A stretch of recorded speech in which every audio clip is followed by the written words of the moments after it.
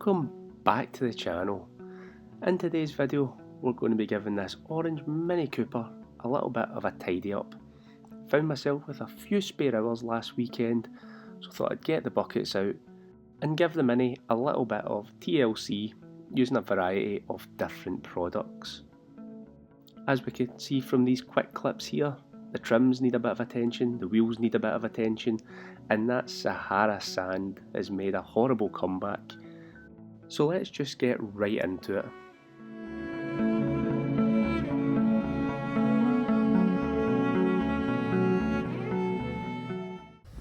If you know me, you know I like to start on the wheels and the arches. The products of choice for today is going to be the Squid Ink Blue Lagoon wheel cleaner. I'm not sure if the version that I have is up to date, if it's been up-revved or anything. I've had it for a while. I seen it sitting at the back of the shelf and I thought I'd give it a quick blast and just try and remember how good it was, to be honest. So I'm using it for the wheels and the tyres as well as the arches. Recommended dilution ratio is either neat 1:5 or 1:10. The wheels aren't that dirty, so I've went for a nice down the middle of the road and went for a 1:5 dilution. Now straight off the bat, it didn't really look like it was doing very much on those tyres. Main reason behind that is that there was a tyre gel put on these tyres, and I sometimes find that if you're not using a dedicated tyre product, tyre gels can be a little bit difficult to get off if they're still hanging around on the tyres. So I've went in with what is going to be my actual pre-wash for the car, which is the Autoglans Brut, to give it a little bit more of a kick. Following on from giving the tyres a good scrub, I moved on to the arches using the big EZ bog brush, and this is just that Squid Ink Blue Lagoon wheel cleaner that's in there, and you can see it's foaming up much better in the arches.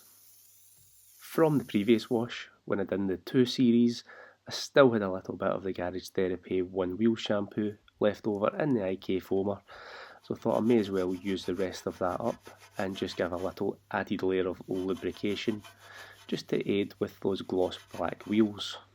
You can see just how dirty the barrels are. One thing that I really didn't realise was just how much of a pain these particular wheels are to clean.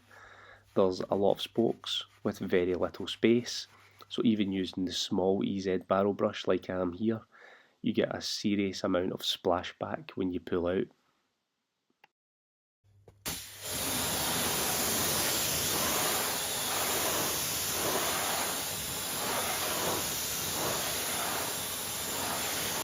In this instance, I decided it was best to do the wheels in 2 parts, the barrels and then the faces, mainly because of the amount of dirt that was being pulled out of the barrels by the EZ barrel brush. I didn't want to go rubbing that all into the face of the gloss black wheels and get them all scratched up.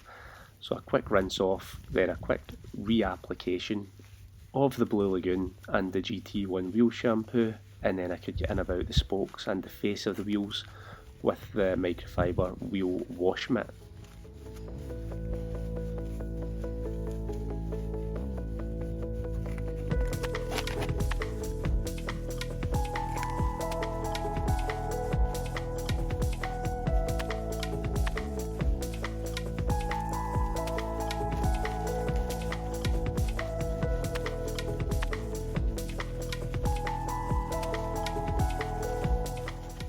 Then after a quick tickle with the detailing brush, it was time to get the wheels rinsed off and then start moving on to the body pre-wash.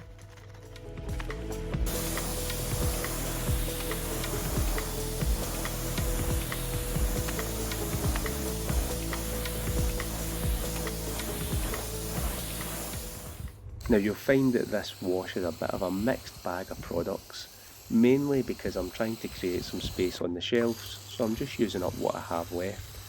And in this instance, this was the last 100ml that I have of the Autoglans Brut, so that's diluted up at around about 1 to 12 in the IK sprayer, and then it's just a case of giving a liberal coating and allowing the product to go to work. If you are interested in this product, I have done a full review on it on the channel, I'll link it down below. Moving on to the snow foam aspect, I generally like to put a layer of snow foam over the pre-wash after it's been allowed to dwell for a few minutes. If you can't tell, it's a relatively overcast day, so it is a perfect day for pre-wash products. The one that I'm using today is the EZ Car Care Sub-Zero Snow Foam through the MJJC Snow Foam Lance. Again, this is a product that I've previously reviewed on the channel. I've done a bit of a comparison between this and a few other market leading snow foams. Again, I'll leave a link down below if you're interested in checking that out.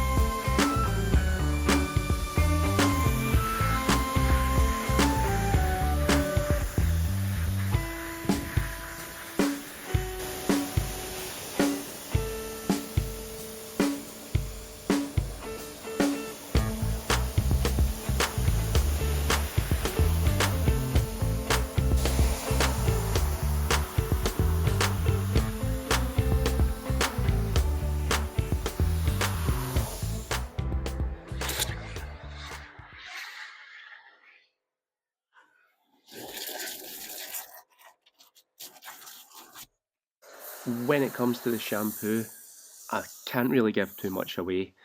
The reason being that I've done a review on it. It's going to be going live on the channel next week. And if you want to find out what the shampoo is, you'll need to hit that subscribe button. You may as well hit that like button while you're at it. One clue that I will give away is that this is the most expensive shampoo that I have ever bought.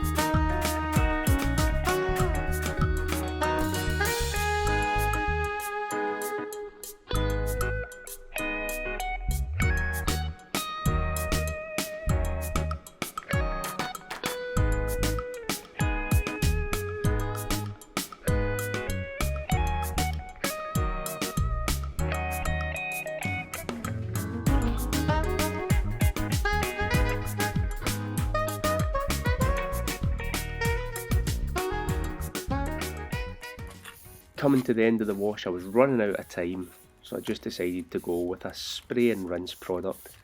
This isn't even a dedicated spray and rinse product, it's labelled up as a ceramic quick detailer, and do you know what, I can't even remember the name of the brand. Somebody gave me a bottle of it to try already in the trigger bottle, and I just use it every now and again, but as you can see it performs extremely well as a spray and rinse product.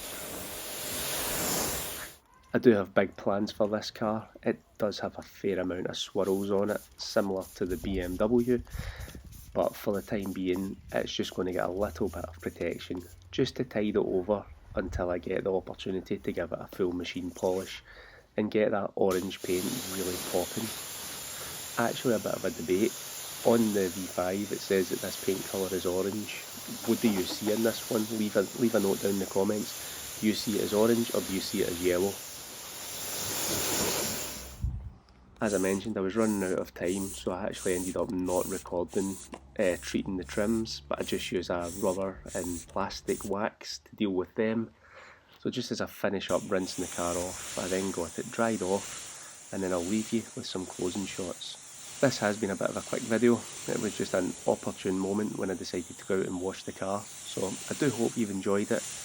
As always, hit that like button, hit that subscribe button, and I'll see you on the next one. I know you told your friend you're not okay, and tell me what's wrong and why you never said you felt that way. And guess you're trying to stay strong and fake a smile until I look away.